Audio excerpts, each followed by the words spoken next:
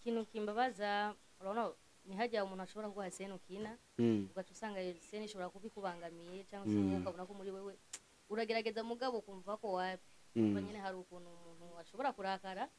akakubwira nabi cyangwa akavuga nk'ugufokera nanjye rero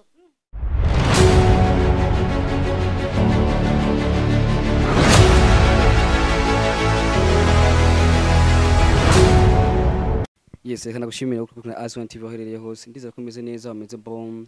anatwe nga Azwan TV tumeze bien ni Ishoboye Azwan kuri micro inyuma ya kamera ni Lisby dufite umutumire wacu nta wundi ni Fatuma mu marese avukuva mwihuriro Fatuma turakwakiye kuva mwihuriro urameze neza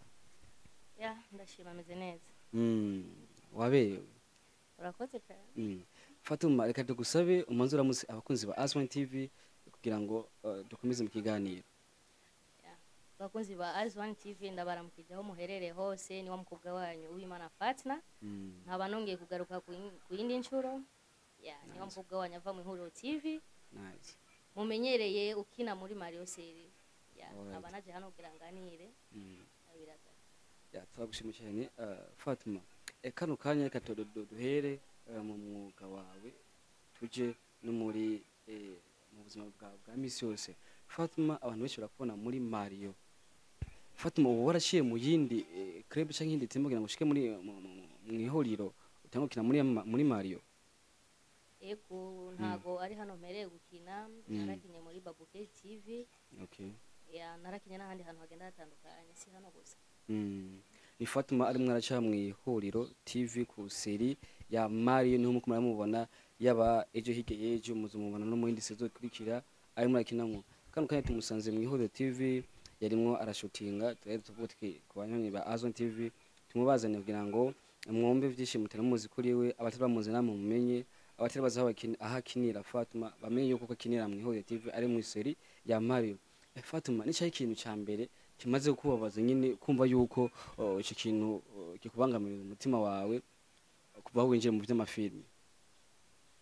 ikintu kimbabaza urabona ni hajya umuntu ashobora kuguha sene ukina ugaca usanga iyo sene ishobora kubikubangamiye cyangwa se ukabona ko muri wewe uragerageza mugabo kumva ko wapi kuko nyine hari ukuntu umuntu ashobora kurakara akakubwira nabi cyangwa akavuga nk'ugufokera nanjye rero umuntu afoke nyine mba numva bitane muzimura batara nyine abarikazi nyine ziragita yego birashika mugabo ni hatari abarikazi nuko kakira Fatuma umwaka ugiye kurangira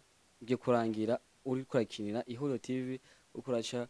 muri iyi sezo ya Mario Fatuma ni cyayi kindi kintu batari bakuzi ko bagiye kubona muri kwezi guhereza uyu mwaka ikintu batari banzi ko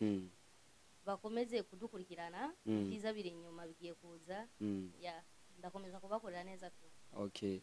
Fatuma hari abantu batakuzi neza bashaka kumenya Fatuma niryo zina rya ufise wishwe n'abavyeyi canke ni zina ry'ubustare mushaka gukoresha kugira ngo si izina ry'ubustare muga niryo zina ry'iwanje sinigeze mpindura izina kandi sinzigera mpindura n'izina iryo zina wishwe n'abavyeyi Fatuma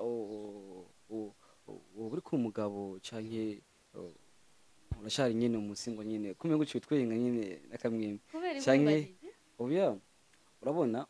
hari abantu usanga bavurugana gasanga yumve Fatuma namubonye kwitifikana kanyine natakanya ibi bamenye yuko nyine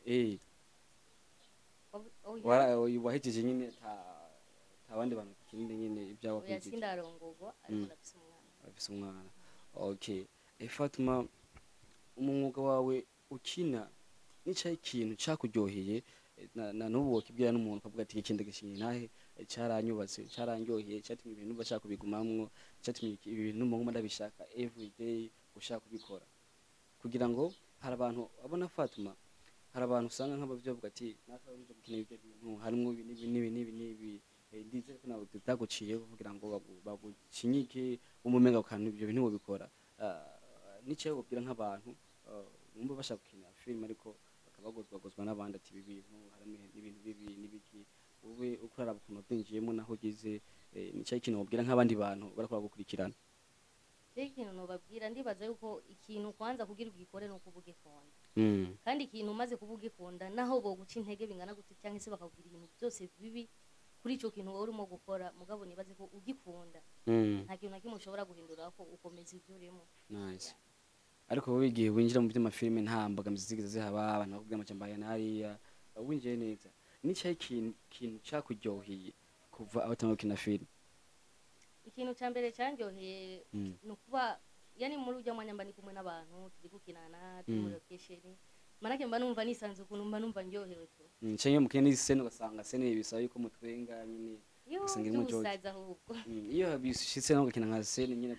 bisaba yuko urakarira umuntu umushoutinga nyine urawifata gute yuko urakinana nk'umuntu nyine uko ati jewe no kuti konferere ibintu nk'ibyo jere ku isene ugukara aho kumenga ubushikanya aho ngomba ko je ndakara urakara manake yo sene niyo sene tigere nani namubutse. Oh biza cyane. Fatuma turakubonye muri iseri ya Mario y'umwihoriro. Uravuze yuko ushobora kufise bishasha ugiye kubahereza muri mubyo uzokina abazomubona bishasha ihinduka zogenda irahaba. Fatuma nta muntu ubundi akina ibyo mafilime urasaba collabo ngo ayikwagire umusaba collabo? Yes. Nyine hakuntu ujye muri aka kazi haba icyo bita collaboration y'umuntu ushaka kukubatika nkina naka kugira ngo ibintu bibashe gutera biryoha nkuko wumva ati aba bagiye mu Rwanda gusorana banaka.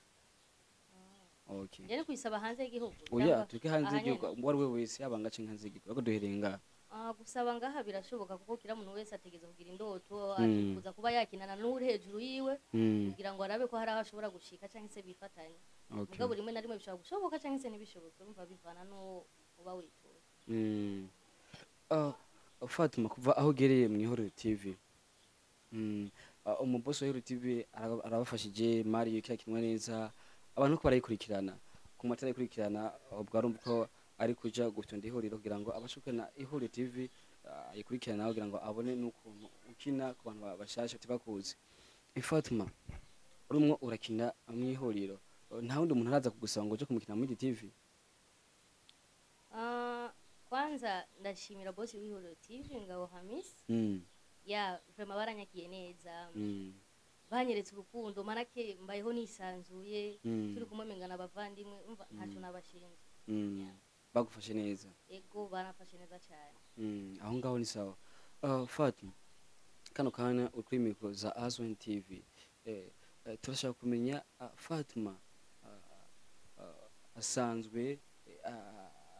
akorera imirimo yiwe hehe ntituze yuko yobakorera ngaha twamusanze ushobora gusanga ari question baje gushotingiramwo ariko atabakoreye imirimo. Ya aha si nkore imirimo kuko si ho ntuye jemba mu butere bwa kabiri